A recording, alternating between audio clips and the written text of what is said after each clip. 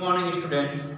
तो आज हम कक्षा 10वीं विषय भूगोल अध्याय 4 खनिज संसाधन एवं औद्योगिकरण पढ़ेंगे। ठीक है, तो आज हम खनिज संसाधन और औद्योगिकरण में नई औद्योगिक नीति का प्रभाव पढ़ेंगे। ठीक है, तो उद्योग की जो स्थापना है वो सरकार की नीति पर निर्भर करती है ना। यदि सरकार की औद्योगिक नीति में उद्योगों की स्थापना के लिए उदारता नहीं दिखाई गई है ना, जो सरकार है, तो उद्योगपति उद्योग लगाने के लिए क्या है, आगे नहीं आएगा। ठीक है, जब तक सरकार उद्योगों के प्रति उदारता की भावना नहीं दिखाएगी तो वह सामने नहीं आएंगे।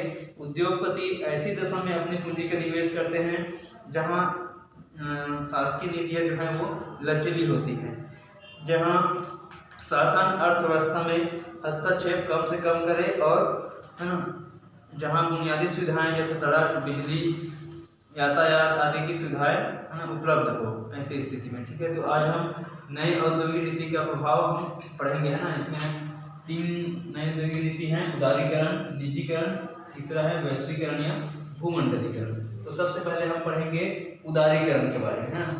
तो उदारीकरण का अर्थ है नियमों व प्रक्रियाओं को आसान बनाकर लाइसेंस परमिट राज को कम करना है ना। तो जिससे विदेशी कंपनियां जो है अपनी प्रौद्योगिकी व तकनीकी के साथ भारत में कारखानों को लगा सके। तो यह औद्योगिक विकास के लिए किया गया एक उपाय है जो 7वीं पंचवर्षीय योजना काल में अपनाया गया था। 8वीं पंचवर्षीय योजना में इसे और अधिक प्रोत्साहित किया गया है ना उदारीकरण को। दूसरा है निजीकरण। तो सरकार द्वारा सार्वजनिक उपक्रमों को निजी हाथों में बेचा जाना या उन उपक्रमों का निजीकरण करना कहलाता है ना।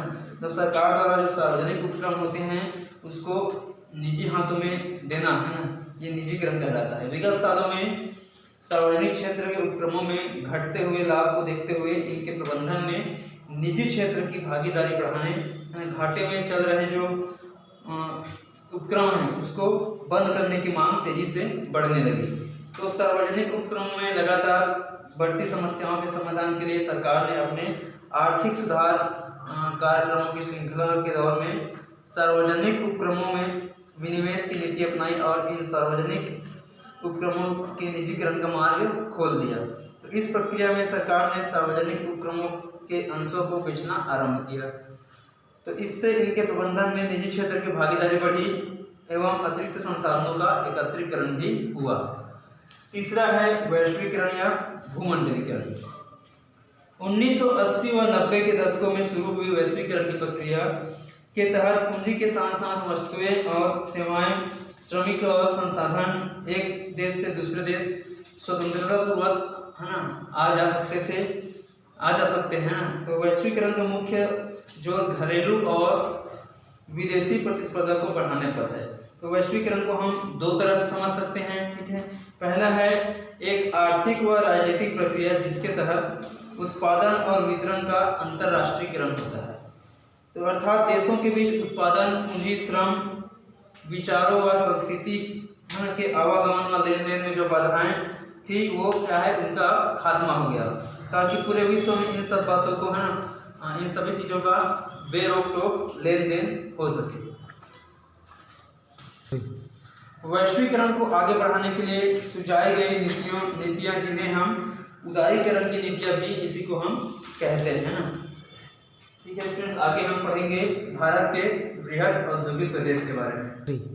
आगे हम पढ़ेंगे भारत के बृहद औद्योगिक प्रदेशों के बारे में। ठीक है, तो औद्योगिक विकास की ये विशेषता होती है कि यदि एक स्थान पर कुछ उद्योग विकसित हो जाते हैं है ना, तो कई अन्य उद्योग भी क्या है ना वहीं पर आकर्षित होते हैं। मतलब एक उद्योग कहीं पर विकसित हो जाते हैं तो अन्य उद्योग भी क्या है वहां पर आकर्षित होते हैं, क्योंकि वहां पर अति आवश्यक जो सुविधाएं होती है जैसे कुशल श्रमिक, परिवहन के साधन है ना, मशीन की जो पुर्जे हैं, व्यापार का प्रबंध आदि उपलब्ध हो जाते हैं। इस कारण से मतलब एक उद्योग के वहाँ पर लग जाने पर अन्य उद्योग भी वहाँ पर है ना खींचे हुए आते हैं, आकर्षित हो जाते हैं।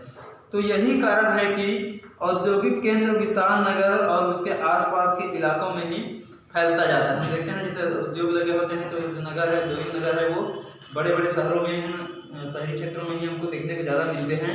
ठीक है। उसके आसपास के नगरों में जो नगरों में उद्योग पनपने लगते हैं, और है ना जो उद्योग जहाँ पर पहले स्थापित हो जाते हैं उसके आसपास के एरिया भी उद्योग लगने लगते हैं, क्योंकि वहाँ पर उनको एक बसा हुआ शहर मिल जाता है, यहाँ पर सस्ते श्रमिक मिल जाते हैं, परिवहन के साधन मिल जाते हैं। तो इन सुविधाओं के कारण वहाँ पर उद्योगों का विकास होते जाता है। तो इस प्रकार औद्योगिक प्रदेश जो है वो विकसित होता है। साथ ही सरकार की नीति भी इसे विकसित करने में सहयोग देने लगती है। जब कई प्रकार के उद्योगों का विकास स्थानीय रूप से उपलब्ध होने वाली सुविधाओं को ध्यान में रखकर किसी खास क्षेत्र में तेजी से किया जाता है, तो ऐसे क्षेत्रों को औद्योगिक प्रदेश कहा जाता है ना। भारत में औद्योगिक प्रदेश है निम्नलिखित है, ठीक है। पहला है मुंबई पुणे प्रदेश, दूसरा है हुगली प्रदेश, तीसरा है बेंगलुरु कोयम्बटूर प्रदेश, चौथा है गुजरात प्रदेश, पांचवा है विशाखापट्टनम गुंटूर प्रदेश, सातवां है गुड़गांव दिल्ली मेरठ प्रदेश, और आठवां है कोल्लम तिरुवनंतपुरम प्रदेश, ठीक है। तो इन प्रदेशों के बारे में हम आपको अगले वीडियो में पढ़ाएंगे, ठीक है स्टूडेंट्स। Thank you.